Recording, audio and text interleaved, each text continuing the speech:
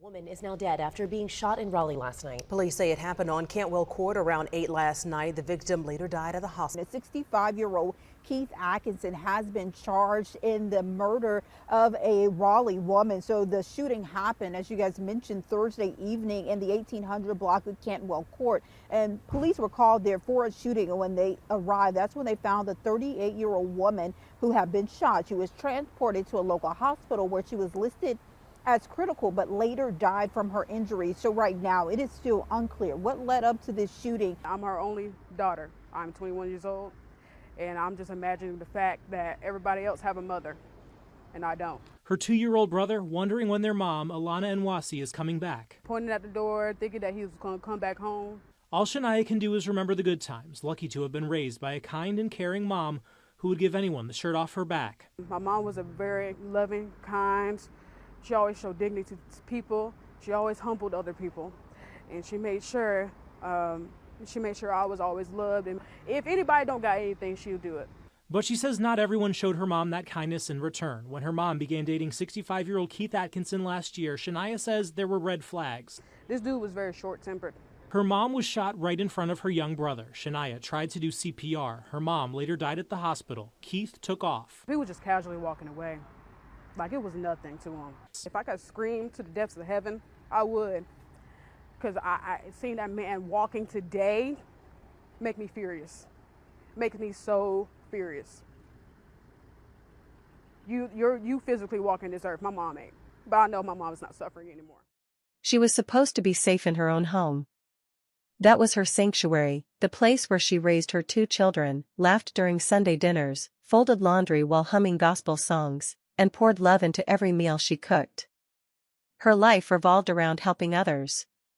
Professionally, she was a caregiver, entrusted with the lives of the vulnerable, the elderly, the sick. She showed up for everyone. She was dependable, patient, and warm. To those who knew her best, Alana Enoicy was the kind of woman who made you feel seen, even when the world didn't.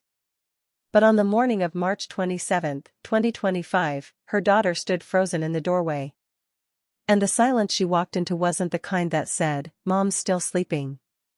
It was the kind that screamed. Her mother was lying on the floor. Still. Bleeding. The smell of gunpowder hadn't yet faded. And standing just feet away, as if none of it mattered, was a man 27 years older than Alana, her boyfriend. A man who had shared her home, her trust, her life. Without a word, he turned. And he walked out. While her daughter, still just a child in many ways, desperately tried to bring her mother back. That man didn't run. He didn't hide. He didn't try to take his own life. He waited. Sat calmly, while officers closed in. And when they arrested him, they found a gun, stolen, and still warm. A mother was dead. A family destroyed. And the man accused had no expression. No explanation. Nothing. The question isn't just why he did it. It's how it got that far. How does a relationship, so seemingly ordinary, end in such cold finality? How does a man with decades of life experience decide that the only way to cope with a woman's independence is to eliminate her entirely? This is not just the story of a murder. This is a story about control. About silence. About the warning signs we miss, or choose to ignore. It's about a daughter who watched her world collapse in seconds, and now must live with questions that may never be answered. It's about a man who mistook possession for love, and pulled the trigger when he could no longer claim what was never his to begin with. Over the next 3 hours, we'll take you deep into the days that led up to that moment.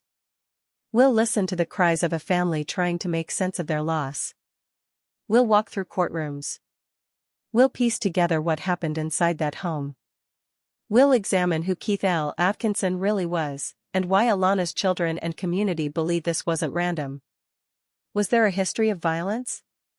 Was he jealous? Possessive? Or had something changed that morning that made him snap? You will hear the voices of those who loved Alana. You will feel their pain. And you will be left wondering, if the red flags were there, why didn't someone act? Why wasn't she protected? And how do we stop this from happening again? This is the Alana Enoicy story. A 38-year-old mother. A caregiver. Taken in her own home by the man she once called a partner. If you think you know how this story ends, you don't. Not yet. Stay with us. Because nothing about this case is simple. And justice, if it comes, will not be easy. Raleigh, North Carolina.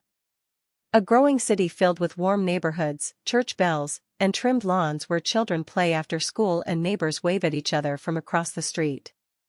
On Cantwell Court, nestled in a modest part of town, sat a small home, quiet, unassuming, easy to miss if you weren't looking for it. But inside that home lived a woman whose presence made it impossible to forget. Alana Enoicy was 38 years old. A caregiver by profession, but far more than that to anyone who ever crossed her path. She didn't just take care of people, she carried them. Her clients were often elderly, frail, and alone. She became their bridge to the world, the one who made them feel less forgotten.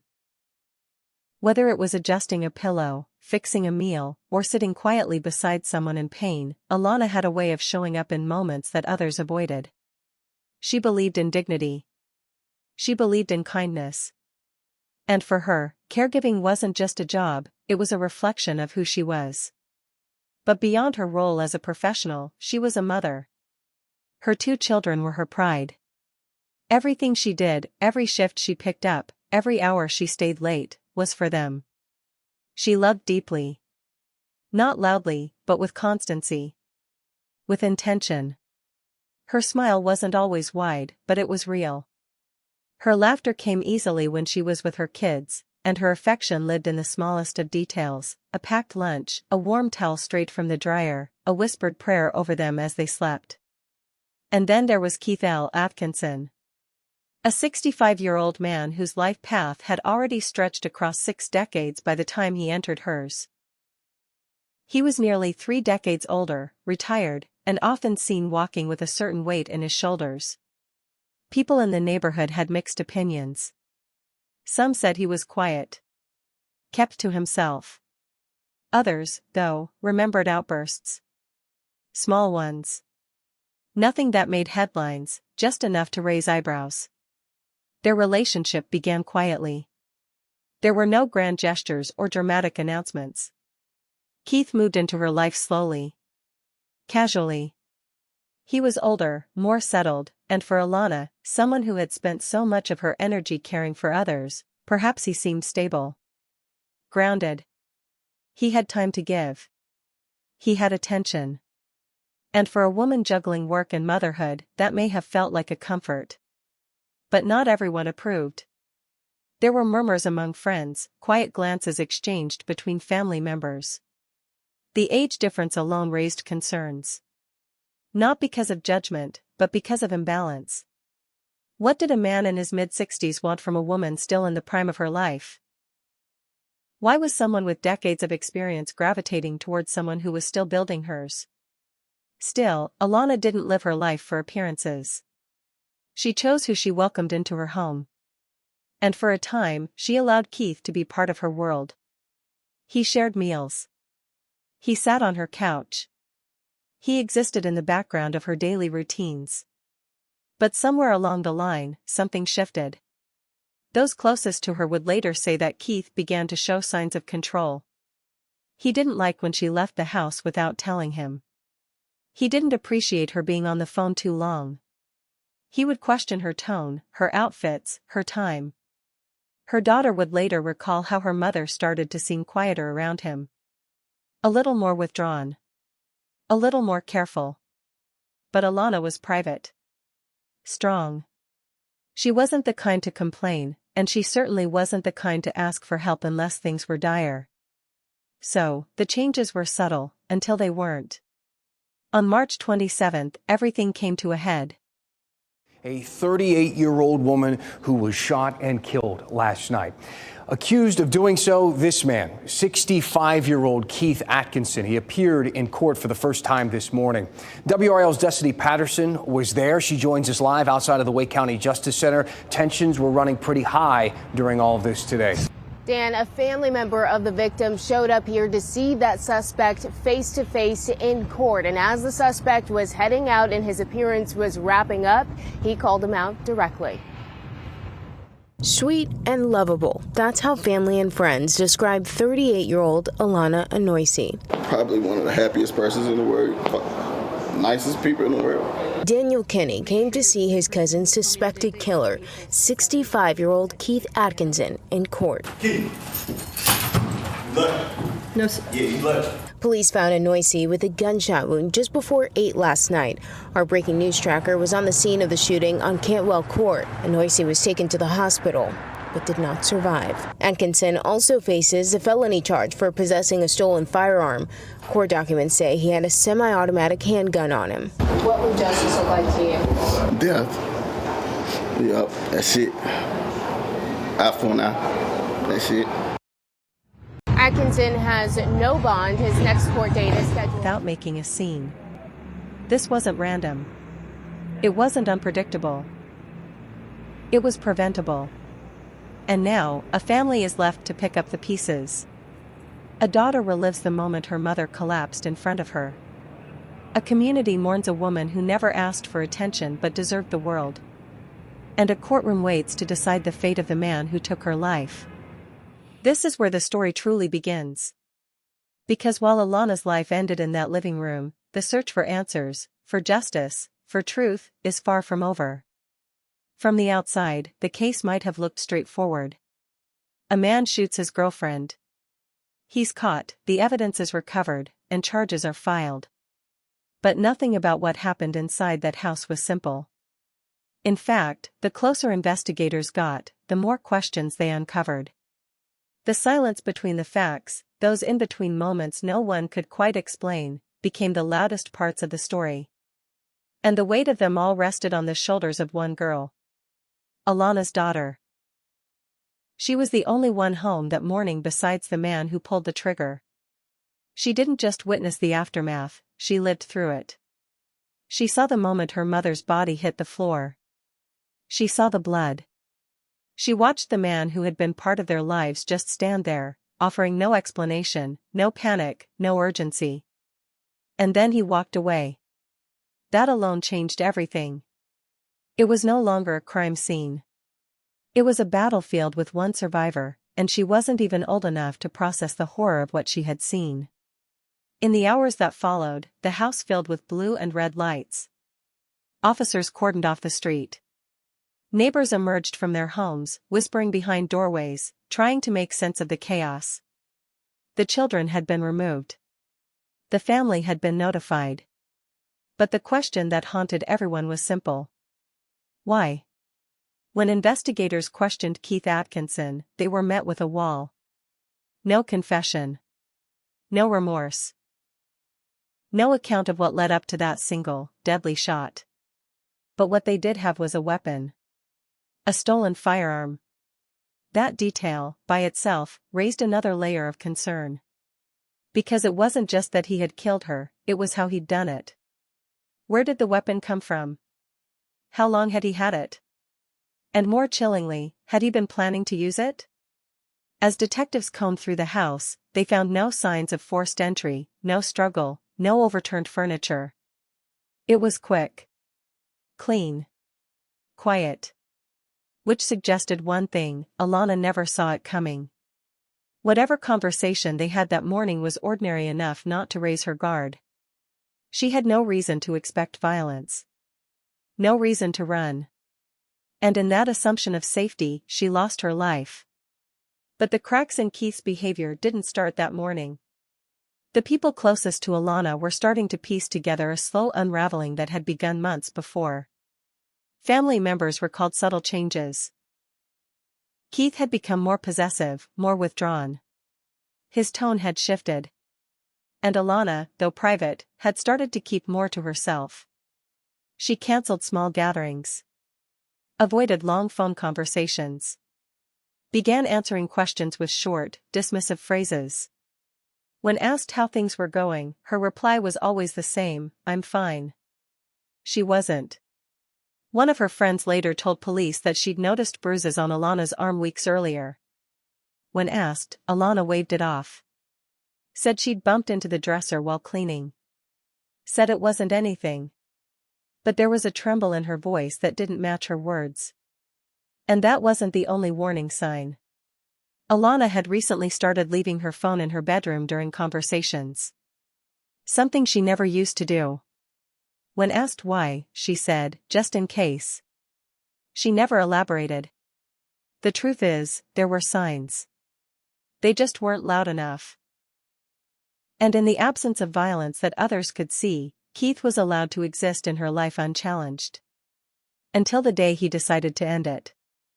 As the investigation unfolded, law enforcement began tracking down Keith's prior relationships. None of the women he had dated had filed restraining orders. But they all said the same thing. He was controlling. Intimidating. One woman said she left him after just 2 months because he made her feel like she was on trial all the time. Another said he used to show up at her job unannounced, just to see what she was doing. None of them ever thought he was capable of killing someone. But they knew enough to walk away. Alana didn't get that chance. In interviews, her daughter spoke with quiet strength, her voice barely rising above a whisper. She said she still hears the sound. That single shot. She said she still wonders if there was something she could have done. She still replays the moment she ran to her mother's side, tried to shake her awake, screamed for help. She said the hardest part is knowing that he didn't even run. That he looked her in the eye, and just walked out the door. The family of a Raleigh woman is in mourning days after being shot and killed in front of her young son. Tonight, CBS 17's Greg Funderburg talks to the victim's daughter. Shania Johnson is still in disbelief. Her mother, 38-year-old Alana Enoicy, is no longer here. She is very kind-hearted. She's have a heart of gold from from inside and out. No matter what circumstance she's going through, she's always gonna smile on your face. You killed a person that was a part of me. You killed the person that was like the foundation of my life.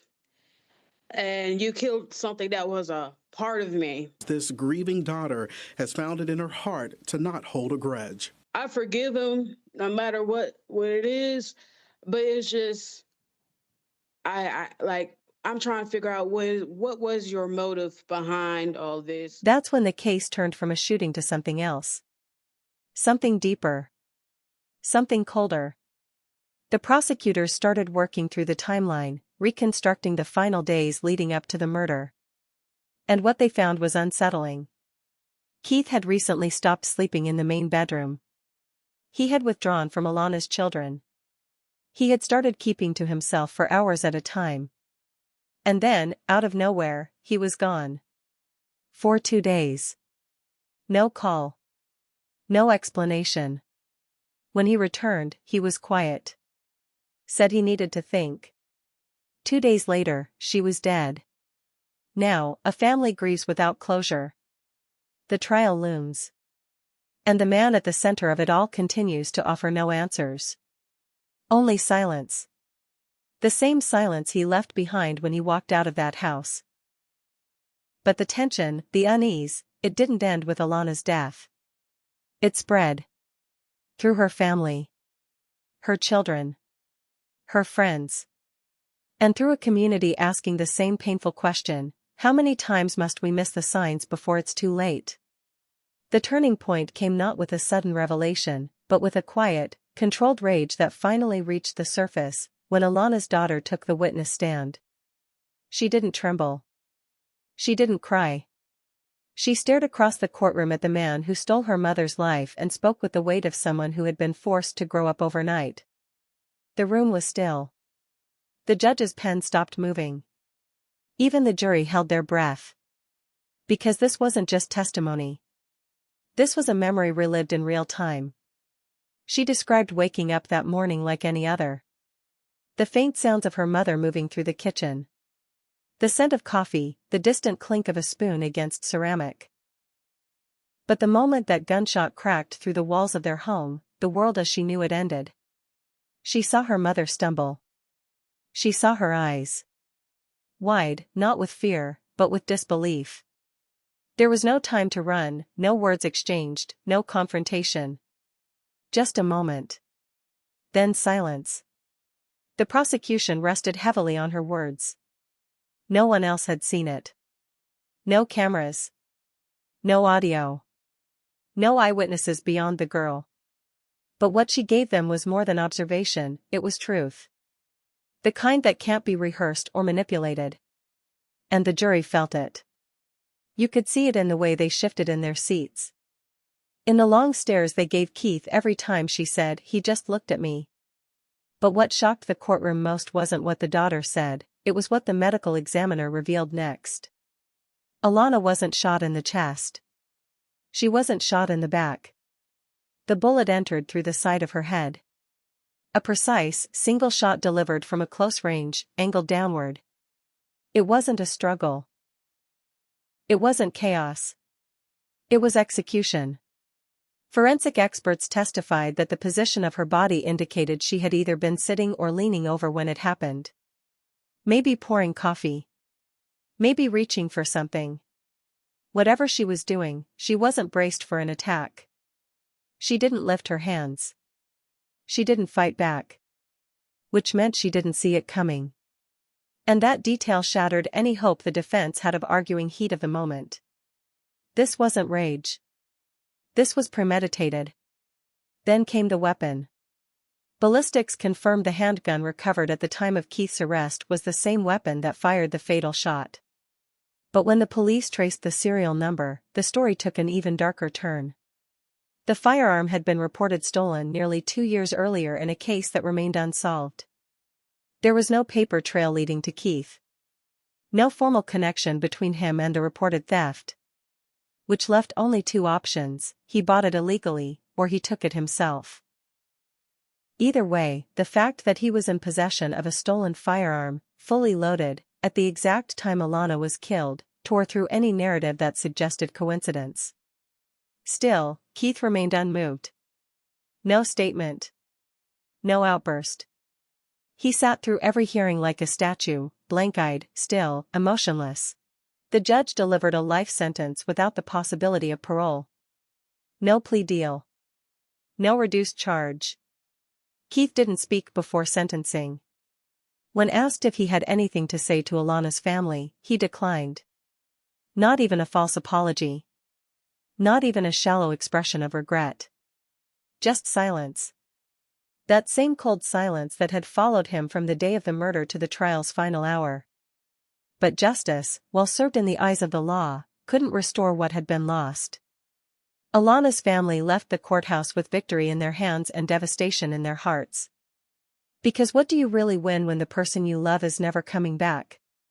Her daughter, now living with extended family, still wakes up sometimes reaching for a voice that's no longer there. Her son, younger, has stopped asking where she is. Because now he knows. Too well. He's learned to say "my mom died," without breaking. But there's a hollowness in his eyes when he says it, a look no child should carry. They both started therapy.